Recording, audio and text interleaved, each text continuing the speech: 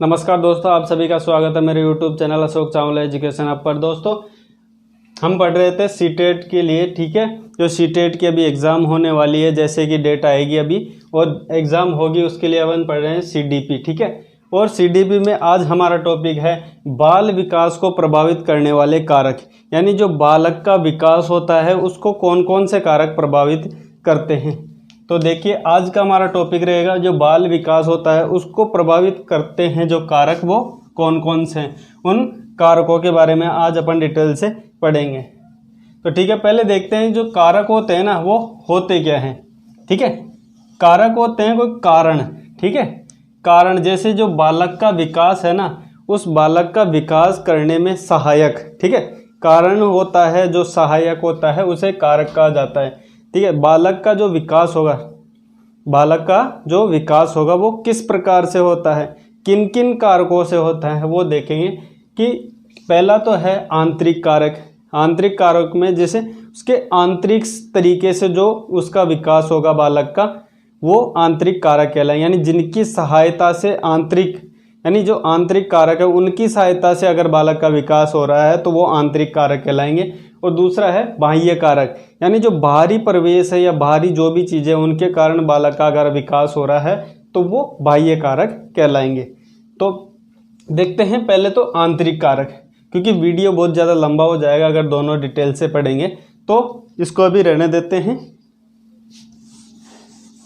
आप तो बस अभी ये याद रखो कि कारक दो प्रकार से प्रभावित करते हैं बालक को, यानी जो बालक का विकास होता है वो दो प्रकार से प्रभावित होकर होता है।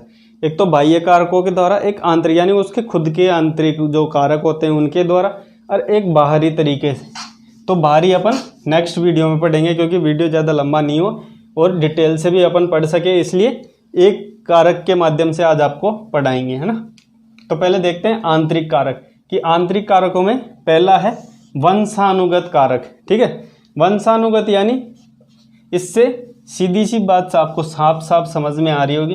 वंश जो परंपरा है, वंश के द्वारा यानी उसके पूर्वजों के द्वारा जो भी कारक उसको मिल रहे हैं, ठीक है। यानी जो भी उसको स्वाभाविक रूप से जो मिल रहे हैं वो वंश के द्वारा, ठीक है, वो भी इसको प्रभावित करते हैं। वो कैसे करते हैं? वो ऐसे करते हैं कि जैसे बच्चे का जन्म होता है ना, तब उसमें बहुत से ऐसे प्रकार उसके शरीर वगैरह ऐसे डलता है कि उसके परिवार में ऐसा कुछ पहले रहा होगा, यानी उसके पूर्वजों में ऐसा रहा होगा। जैसे देखते हैं, अगर उसके पूर्वज में जैसे त्वचा, ठीक है,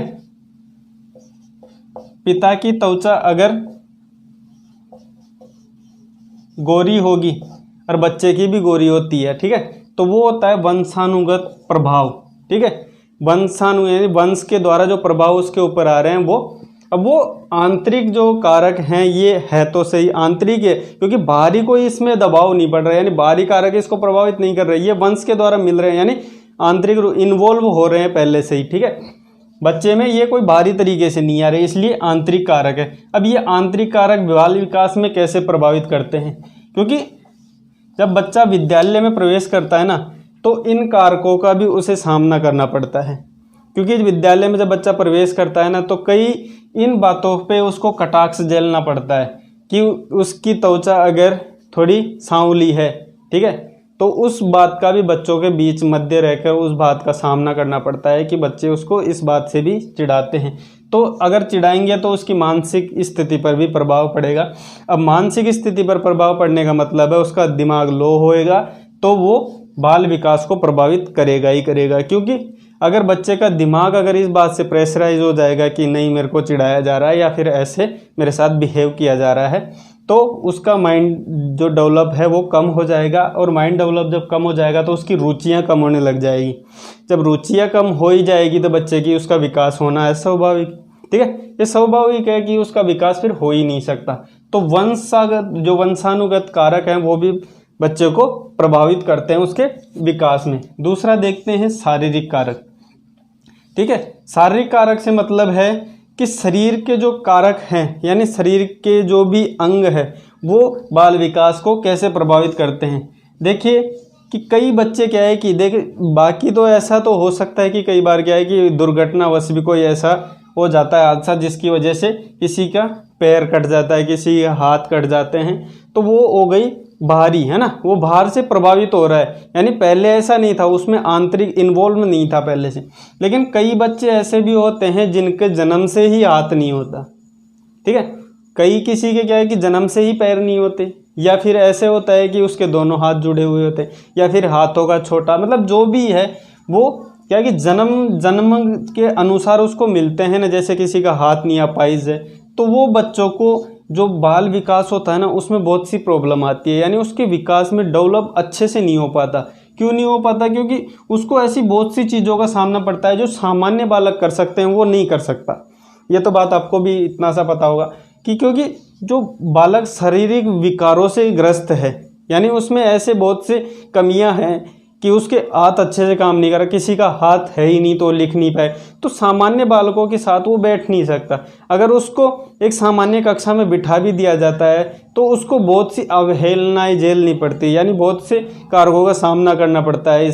इसलिए उसका जो मानसिक विकास है वो भी क्षीण हो जाएगा, और उसमें वही बात है, वो उसका बाल विकास, जो उसका विकास है, उसका डेवलप है, वो नहीं हो पाएगा, क्योंकि वो सामान्य बालकों से अलग है। ठीक है, ये शारीरिक इसलिए भी प्रभावित करते हैं। उसके बाद देखते हैं बुद्धि कारक। ठीक है, बुद्धि कारक इसमें अहम भूमिका निभाता है, क्योंकि बुद्धि कारक के लिए मैं आपको बताऊं, जैसे बुद्धि सभी में समान होती है, क्योंकि जो अवस्थाएं हैं, जो वृद्धि की अवस्थाएं हैं, उसमें ये बताया गया है कि बच्चे का 90%, ठीक है, जो 90% बच्चे का जो दिमाग है ना वो तैयार हो, यानी उसका जो बाहरी जो संरचना है, ठीक है, दिमाग की जो पूर्ण संरचना है वो बनके 90% तैयार हो जाती है कि इसमें ओनली शैशव अवस्था में, जब बच्चा कुछ नहीं जानता है उस अवस्था में तो बालक का दिमाग पूर्ण बनके तैयार हो जाता है, ओनली दिमाग, ठीक है, बुद्धि नहीं, दिमाग बनके तैयार हो जाता है। तो ये बात तो क्या है कि कॉमन है, सभी में समान ही हो जाती है। ठीक है, तो इसमें ऐसा नहीं कि बालक वो अलग है या अलग है, सबकी रुचियाँ डिपेंड करती है। और रुचियाँ किससे बनती है? किसी चीज़ से लगाव से। ठीक है, अगर उसमें किसी चीज़ का लगाव रहेगा बच्चे में कि हाँ ये मेरे को देखना है, उसकी रुचि है, ठीक है, उसको रुचि अगर उस चीज़ में है तो उसकी दिमाग अच्छे से काम करेगा और उसकी बुद्धि डेवलप होगी, जल्दी से जल्दी उसका विकास होगा। तो यहाँ पे बुद्धि से इसका मतलब यही है, बुद्धि इसलिए प्रभावित करती है कि अगर बच्चे की रुचि अच्छी जगह रहेगी, पढ़ने में अगर बच्चे की रुचि रहेगी, यानी बच्चा अगर, ये देखिए आप, अगर बच्चा कक्षा में बैठे हैं, सभी बच्चे बैठे हैं, एक बच्चा अगर किसी बात से, किसी भी बात, मान लो किसी भी बात से क्या है, क्रोधित है या गुस्सा है, ठीक है, एक बालक का गुस्सा है किसी बात से लेके, यानी उसकी बाहरी किसी कारणवश की या झगड़े से कैसे भी आया हो, या फिर कक्षा में कोई झगड़ा हो गया हो, ठीक है, वो गुस्सा है, ये गुस्सा किसी बाहरी कारक से, ठीक है, ये पहले नहीं था, इसमें गुस्सा भी बाहरी कारकों से हुआ है, लेकिन वो किस में रहा, उसका आंतरिक, यानी उसकी मेंटल जो डेवलपमेंट है उसको नहीं होने दे रहा। क्यों? क्योंकि अगर बच्चा गुस्सा रहेगा तो जो सामने जो रुचि लेनी चाहिए कक्षा के अंतर्गत, जो पाठ्यक्रम पढ़ाया जा रहा है उसके अंदर रुचि होएगी ही नहीं, क्योंकि उसका दिमाग तो उसी में अटका रहेगा कि हाँ नहीं मेरे को इसने ऐसा क्यों कहा, या फिर ऐसी जो भी बात है उसको लेके वो चिंतित रहेगा, सोचता रहेगा गुस्से में। तो अगर उसकी रुचि अगर भटक गई तो सीधी सी बात है विकास हो ही नहीं पाएगा। तो बुद्धि सबसे बड़ा कारक है, लेकिन किसी कारणवश वो भटक जाता है। होता तो ये बाहरी कारक है लेकिन प्रभावित करता है आंतरिक कारक को। तो बुद्धि में प्रभावित, अगर बुद्धि क्षीण कर रहा है, बुद्धि को प्रभावित कर रहा है, तो बुद्धि प्रभावित हो रही है तो वो आंतरिक कारक है बुद्धि। ठीक है, तो वो बाल विकास में रोधक बन रही है, यानी बाल विकास नहीं होने दे रही। ठीक है, आगे देखते हैं संवेगात्मक विकास। संवेगात्मक है, संवेगात से मतलब इमोशन, भावात्मक, यानी बच्चे का भाव प्रकट होना। बच्चा अगर किसी बात को लेके गुस्से में है या कुछ भी, यानी उसके भाव, किसी को लेके वो ईर्ष्या कर रहा है, ठीक है, किसी को लेके वो ईर्ष्या कर रहा है, यानी किसी बालक को वो देखता है कि नहीं ये कक्षा में अच्छा कर रहा है या अच्छा पढ़ रहा है, तो कई बार क्या है कि किसी के मन में ईर्ष्या हो जाती है कि नहीं ये मेरे से ज़्यादा नहीं पढ़ सकता, यानी मैं जितने रैंक ला रहा हूँ उतनी रैंक पे ये नहीं आ सकता, मैं पढ़ने में ज़्यादा रहूँगा। तो मतलब पढ़ने में ज़्यादा है, हालांकि उसमें इतना टैलेंट भी है, ठीक है, लेकिन उसके संवेग है ना, उसके भाव ये चाहते हैं, वो ईर्ष्या भाव, द्वेष भाव उसमें उत्पन्न हो जाता है कि नहीं मैं इससे ज़्यादा पढ़ूंगा और मैं इससे ज़्यादा नंबर लाऊं, हालांकि वो पढ़ता नहीं है, और ये ऐसी इच्छाएं जाहिर करने लग जाता है उससे ईर्ष्या करके, यानी इससे द्वेष करके। और बच्चा वो जो सामने वाला है उससे वो ज़्यादा नंबर नहीं ला पाता। इसी कारण अगर वो पढ़ता तो शायद ले ही आता, लेकिन नहीं ला पाता, उसका कारण यही है उसमें भावात्मक जो चिंतन है ना वो ज़्यादा हो जाता है, यानी उसका ध्यान भटक जाता है, उसकी रुचियाँ उसको विपरीत दिशा में मोड़ देती है किसके, डेवलपमेंट के।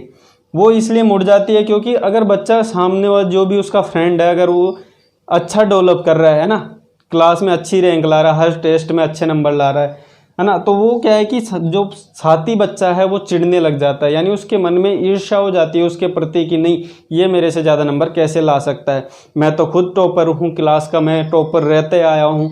तो ये क्या है कि ये जो ईर्ष्या भावना है ना ये भावात्मक होके और जो अपने जो मस्तिष्क के जो भाव उत्पन्न होते हैं उनको उत्पन्न नहीं होने देता, क्योंकि अंदर जो ईर्ष्या भावना पैदा हो जाती है ना वो अंदर ही अंदर उसको झंझोड़ देती है, यानी बालक के मन में ये घर कर जाती है और इसका जो डेवलप होना चाहिए ना मेंटल, वो नहीं हो पाता।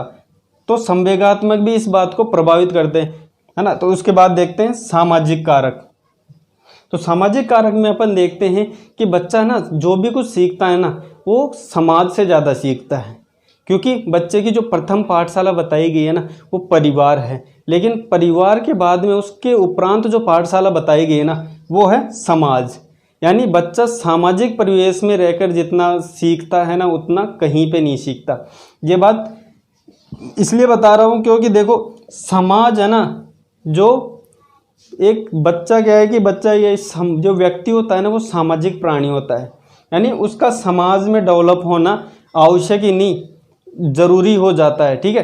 वो इसलिए क्योंकि बिना समाज के अधूरा होता है बालक, तो इसलिए समाज के द्वारा उसको बहुत सी बातें प्रभावित करती है। एक तो वातावरण होता है वो उसको प्रभावित कर, क्योंकि मेंटल डेवलपमेंट यानी माइंड को तभी विकास कर सकता है जब तक उसका माइंड एक संतुलित नहीं हो पाता, यानी संतुलित होगा ना तो उसको पहले आवश्यक पर्यावरण अच्छा होना चाहिए। ऐसा नहीं हो कि जैसे समाज में पड़ोस में कोई झगड़ा हो रहा है और उस झगड़े को देख के उसका क्या है कि माइंड अपसेट हो, यानी उसका खुद का परिवार ही मान लो। समाज में क्या है कि परिवार तो होता ही है, और परिवार में अगर जैसे खुद के परिवार में अभी बच्चा विद्यालय जा रहा है और परिवार में उसके खुद के परिवार में झगड़ा हो रखा है, तो उसके बाद आपको लगता है कि वो अच्छी तरीके से रुचि के माध्यम से वहाँ जाके पाठ्यक्रम को एक्सेप्ट कर पाएगा, यानी जो भी उसका सिलेबस चल रहा है उसको वो अपने अंतर्गत ले सकता है क्या, नहीं ले सकता, क्योंकि उसके माइंड में बहुत सी ऐसी बातें घूमती रहेगी जो उसके परिवार में झगड़ा चल रहा था उसको लेकर।